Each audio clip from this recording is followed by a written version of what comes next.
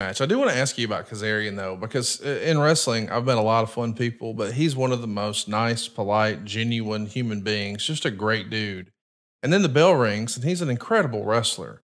And I've had this conversation with some of my other podcasts that, and we talk about this a lot in business, but certainly in entertainment and wrestling as well. Timing is everything.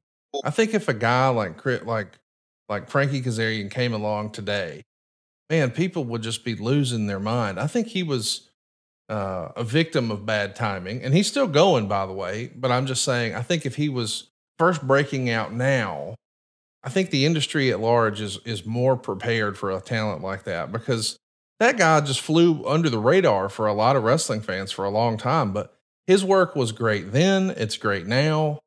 I mean, he's one of those just rock solid performers that, man, in a different time, in a different place, and if you reshuffle the deck, he could very easily be one of the top guys in a big way. And I know he's doing great in TNA. I'm not negative about that. I'm just saying, I think in an alternate universe, he could be a major WWE superstar.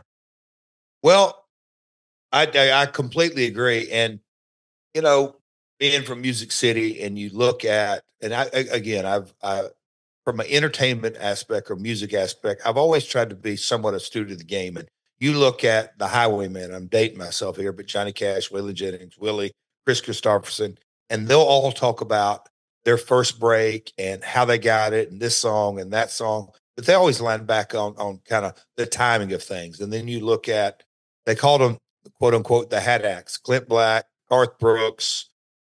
There was 4 or 5 others, Toby, but you kind of look at the timing of everybody, and Toby took his music and bet on himself and went out, but the timing of all that was perfect.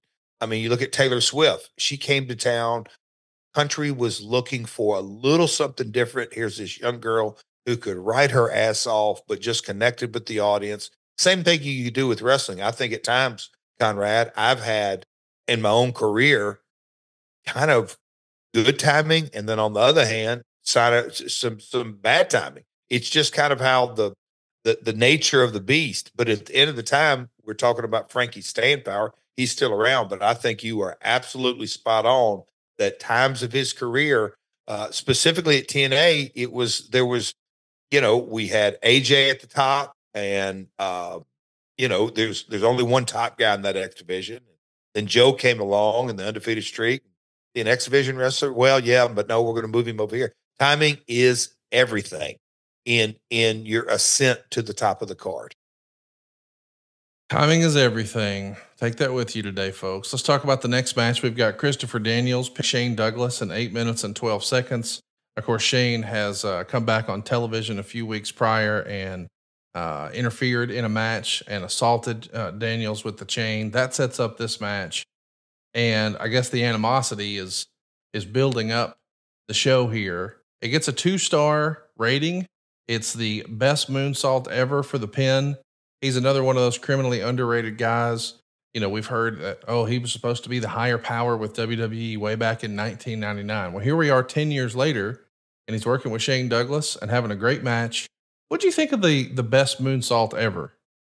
It's fantastic. And, I can remember, I'll call them the creative debates, because, all right, we're going to bring Shane Douglas. That's the flavor of the nostalgia. Although we were 7 years old, how do we do some throwbacks? Well, what are we going to do with them? Oh, well, no, we can't bring them back and put them over because they're not here the next week. And on the one hand, in one creative session, I would say, well, why not? Why can't we not have a feel good moment for our audience and put them over? And then probably the next creative session, I was like, yeah, there's no real upside. We need to put our homegrown talent over. Just kind of the debate and the yin and the yang of it. And at the end of the day, do the wins and losses really matter in this setting? But, we obviously ended up all voting on, Daniels needs to go over, and his finish. It's one of those things that God, the amount of times Chris has done that finish, and he does it damn near perfect every time. Hats off to the guy. But it was,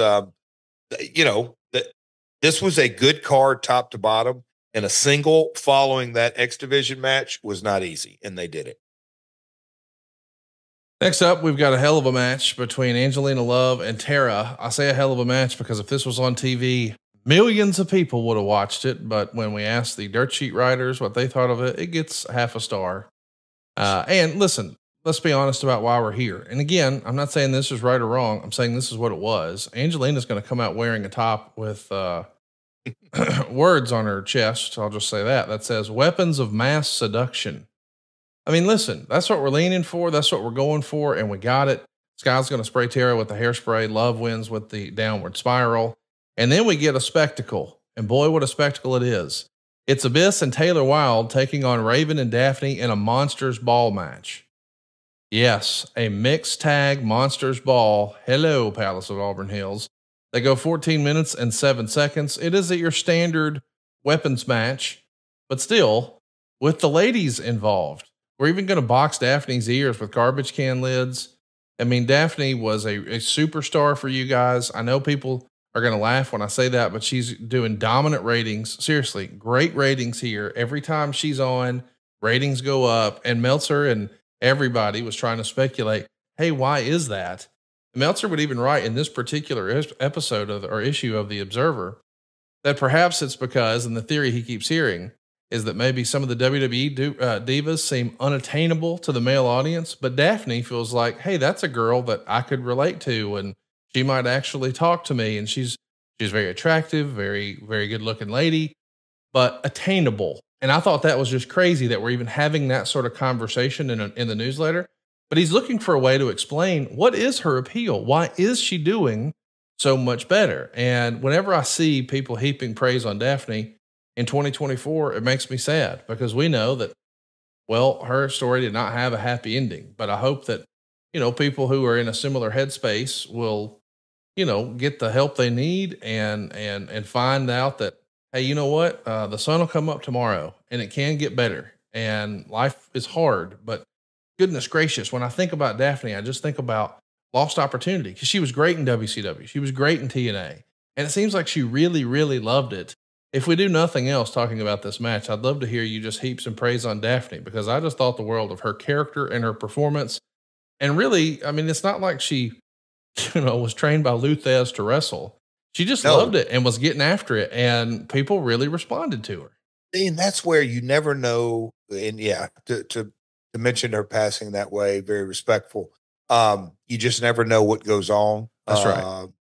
In someone's mind because, she didn't come in as our boy JR would say, a blue chipper. She didn't have, whether it's a fantastic athletic background or trained by here or this fantastic independent run or whatever. She came on the scene, WCW, just like out of nowhere and had to learn trial by error really in front of everybody. But when you go back and watch, and I got a little praise on Abyss and Raven because they knew how to put these matches together. But Taylor and Daphne just, to me, were the fancy salts of this that just took it to another level.